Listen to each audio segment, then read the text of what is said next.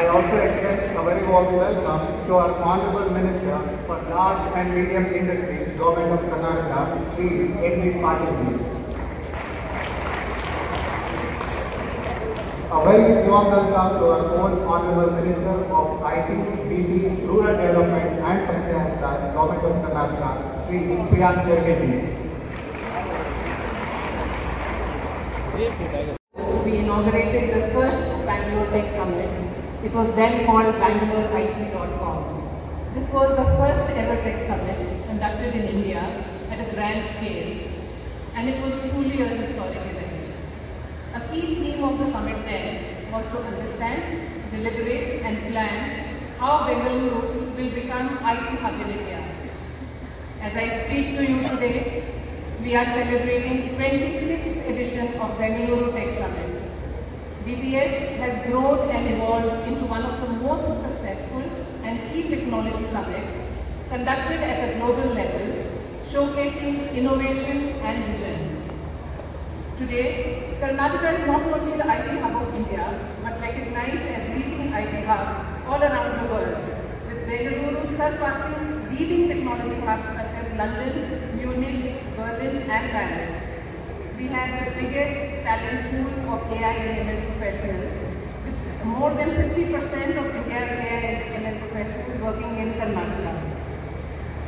With this year's BTS theme of breaking boundaries, we hope to inspire the global technology community to explore new technological frontiers, foster innovation, collaboration and transformative breakthroughs, promoting global tech connectivity without boundaries. Some of the key highlights of BTS 23 include BTS exhibition, which promises to showcase innovative products, services, solutions from startups, MSMEs, corporates, various states of India and CIA partner countries. Bangalore Startup Conclave, where we will hear about the journeys of startup entrepreneurs and be inspired by their stories and challenges and triumphs. We bring together an exceptional lineup of speakers from industry, government and academia. They will be sharing their insights and expertise on pertinent topics relevant to today's day and age, from the future of generative AI to how India is leading the tech age. We have a dynamic fireside chat.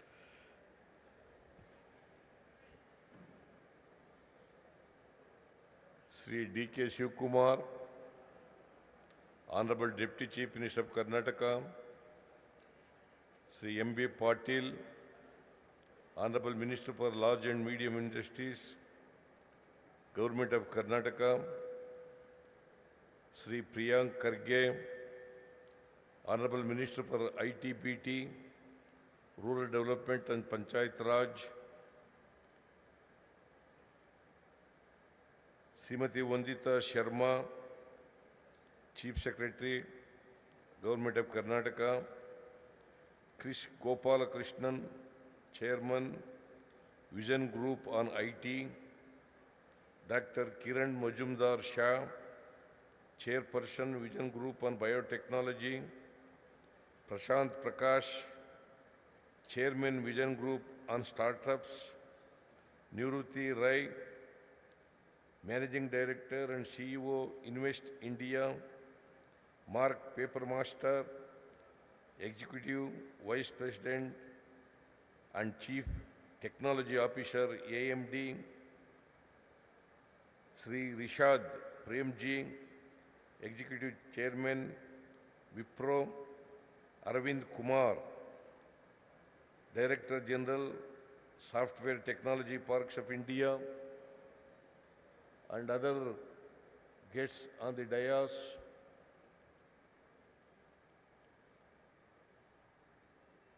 Ladies and gentlemen, friends from media, ನಿಮ್ಮೆಲ್ಲರಿಗೂ ನಮಸ್ಕಾರಗಳು.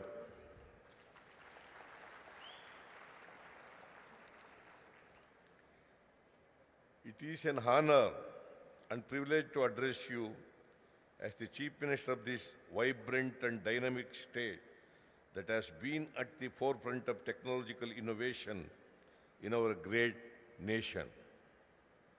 Karnataka's impact on the IT landscape is nothing short of extraordinary.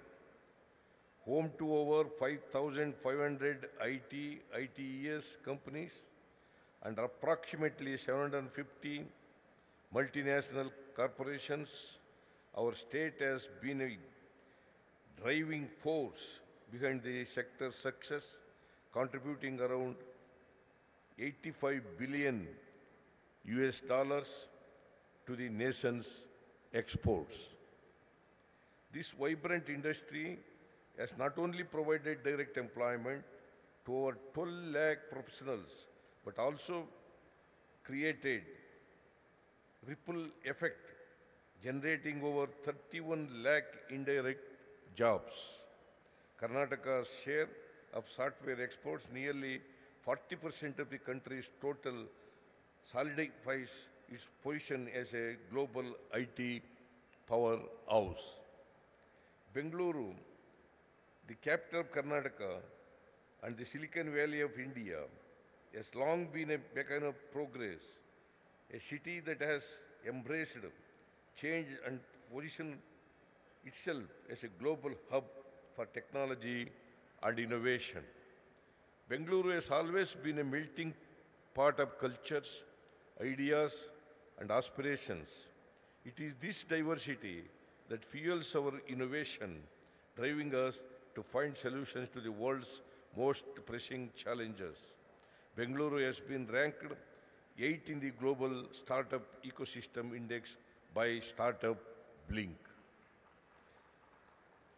Our state has become the most sought after destination for global capability centers, hosting around 40% of GCCs in India. The availability of skilled digital talent pool, a thriving innovation and startup ecosystem, and a conducive policy environment have fueled the growth story of GCCs in Karnataka. It is heartening to note that Karnataka has consistently held the top spot in Niti Ayoga's India's Innovation Index for the last 3 years, and our state has been recognized as the best performer in DPIIT's ranking. These accolades speak volumes about our commitment to fostering innovation and entrepreneurship. Karnataka has not only excelled in the IT sector, but is also recognized as the preferred destination for investment and growth. Our government is focused on building a seamless ecosystem that attracts investment, talent, and opportunities.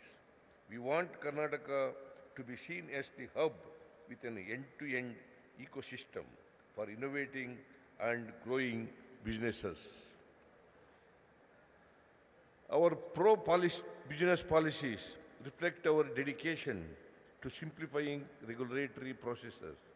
From affidavit-based clearance to land reforms, central inspection systems, and single window clearances, each step we take is aimed at encouraging an industry-friendly environment. Karnataka has been at the forefront of pioneering state-specific policies that have played a pivotal role in shaping our state's trajectory towards progress. In 1997, we set a precedent by becoming the first state in the country to introduce a groundbreaking information technology policy. Fast forward today, and the IT sector stands as a cornerstone of our economy, contributing a substantial 25% to our GDP. Building on this legacy of innovation, Karnataka was also the pioneer in introducing a biotech policy in 2001.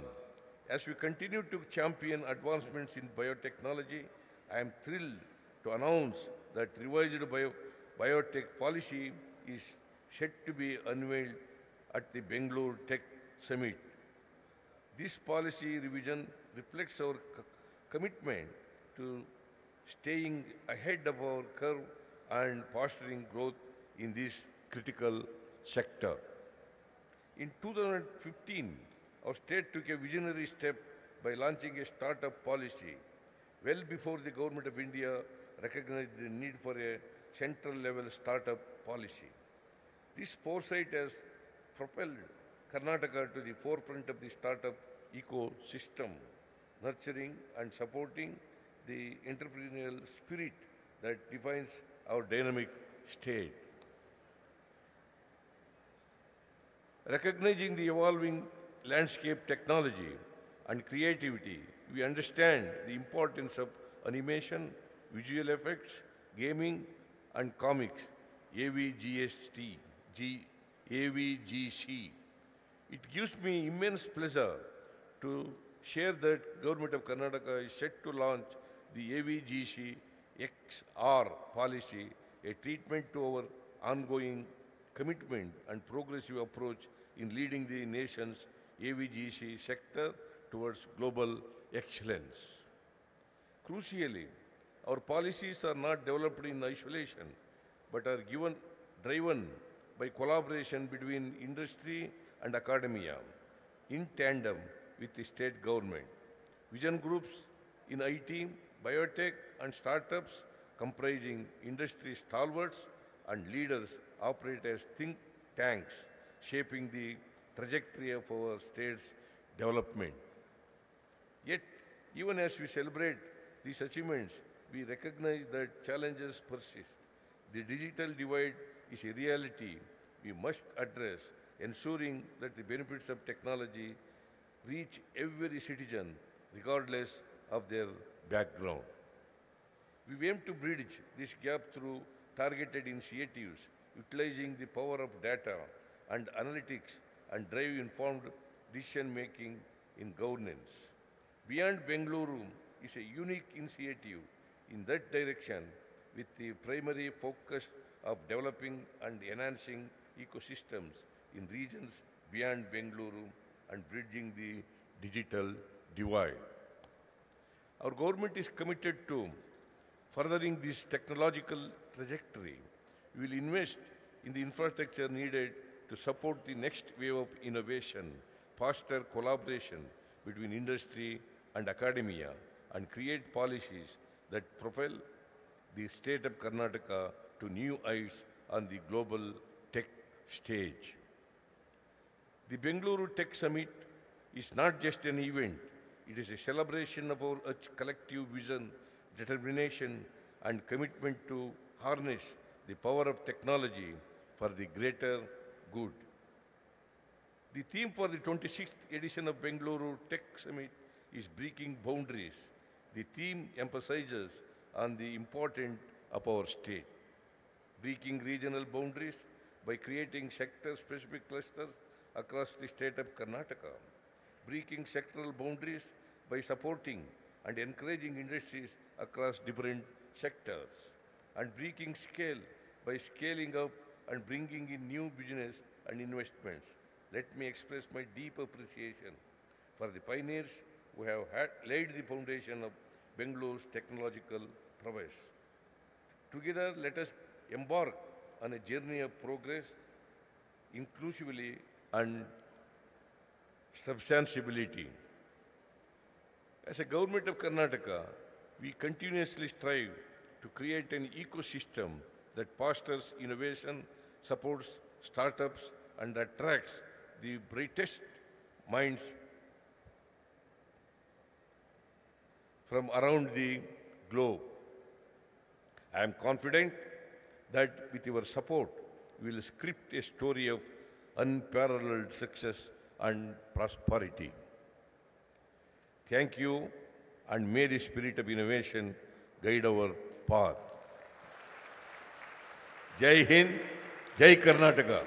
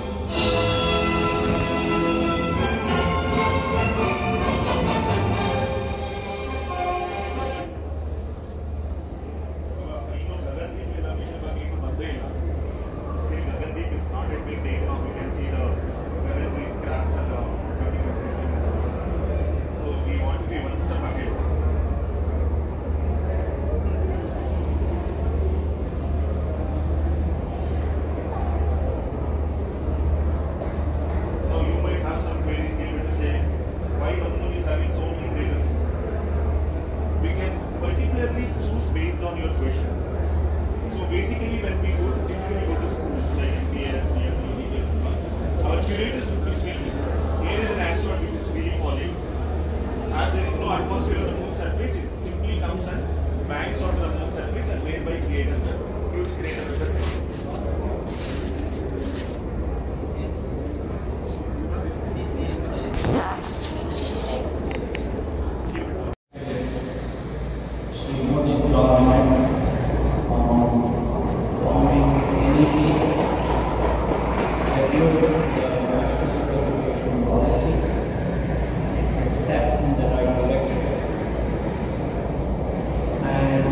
Given that Dr. Siddaramaiah was the chairman of that, given that people like Manjul Bhargava are part of that, I have tremendous hope that it will show us a path towards becoming better. The need of the day is to see in the minds of our children, the primary and the secondary school children, independent thinking, active listening, critical thinking, Socratic questioning, relating what is learned in the classroom to the problems around us, and thinking of solutions. The moment our education gets transformed to this model, my belief is that then your college degree, they start mattering less. But even there, you would need for certain kinds of stuff. You do need college degrees, you need undergraduate and postgraduate degrees, you need PhDs, they're all required.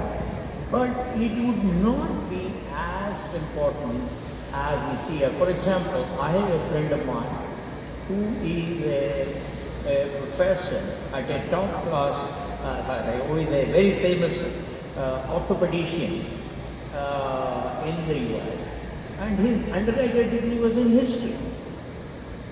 Why was it that a fellow with an undergraduate degree in history could get admission to the MD program there? The reason is that system of education encouraged all the things that I talked about. So I am very positive that the NEP, with Dr. Siddaramaiah and Manjul Bhargava and other well-meaning people and competent people, extraordinary people, will show a path towards making our children,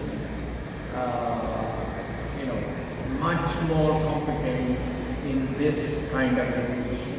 And then the demand for, these degrees will reduce. Picking up influences from the people around him. And he were to be, say, 16 or 17 today, picking what to study, what would you suggest to him? 17? If your son, if your son Rohan was to be not influenced by society at large, and he will pick to study exactly what you tell him to, and he's 17 years old today, let's assume, what would you recommend him study? What college, what subject, what degree? No, I think thanks to my wife, not to me, because I hardly spend any time with my children. I was very busy in physics. Thanks to my wife, who is of course a better engineer than I was, she brought up our children with all the wonderful qualities that I talked about. Curiosity, analytical thinking, relating formal education to understand reality around us, etc. And they both went abroad to the US for undergraduate education. Of course, my son did a PhD later, daughter did her MBA.